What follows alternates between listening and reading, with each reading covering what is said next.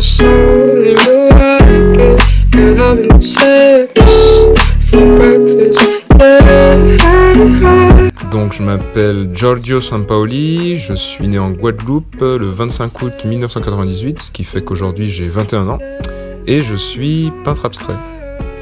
Parfois je me surprends à rêver, je me retrouve au Laos sous une cascade, peignant la nature vibrante devant moi, tout en subissant les éclats des violentes gouttes sur mon corps.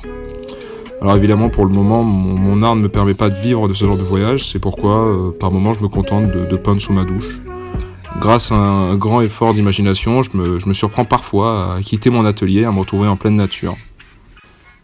Alors s'il y a un truc qui me plaît beaucoup, c'est le fait qu'il y ait dans mes compositions, il y a toujours une part de réalité, ou du moins une évocation de celle-ci. Alors l'abstraction, c'est un outil qui me permet de continuer à me raconter des histoires, mais également d'inventer des univers en transformant le réel et de les partager avec d'autres. J'aime bien aussi revenir à la figuration de temps en temps, et je pense que c'est sûrement mieux, justement, pour en sortir ensuite. Si je devais me décrire, je dirais que je pense être un peintre à la volonté inébranlable, qui fait toujours preuve d'un travail acharné. Si j'avais plus d'argent, je déménagerais plus souvent, et cela me permettrait de découvrir de nouveaux environnements à peindre. Mais oui, les paysages qui m'entourent seront toujours des sujets de prédilection pour moi. Je vois, je vis, j'appréhende notre monde au travers des émotions qui nous sont données de ressentir. Que ce soit la joie, la peur, le dégoût, la colère, la tristesse, mais aussi la surprise.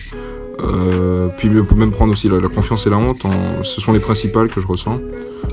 Je crois même que l'émotion qu'on peut avoir sur une peinture est quelque chose de beaucoup plus immédiat que de passer par la représentation d'une Madone ou quelconque représentation qui fait intervenir finalement autre chose que ce qu'on a devant les yeux. Si je devais parler de l'émotion par rapport à mon travail, je dirais que je considère l'émotion comme la résonance de notre existence, car notre vie est conditionnée par nos comportements.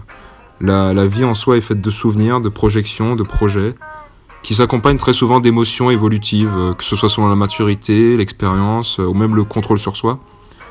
C'est aussi un peu la magie de la peinture de pouvoir confronter nos propres émotions avec celles de l'artiste, et le plus souvent de révéler un sentiment nouveau, un appel à de nouvelles émotions, que ce soit pour celui qui observe, et justement qui accepte de se plonger dans la profondeur de ce qui lui est décrit au travers de l'œuvre, mais également pour le peintre lui-même. Je pense que ça lui permet d'explorer des émotions, des sentiments qu'il n'avait pas encore ressentis en son être.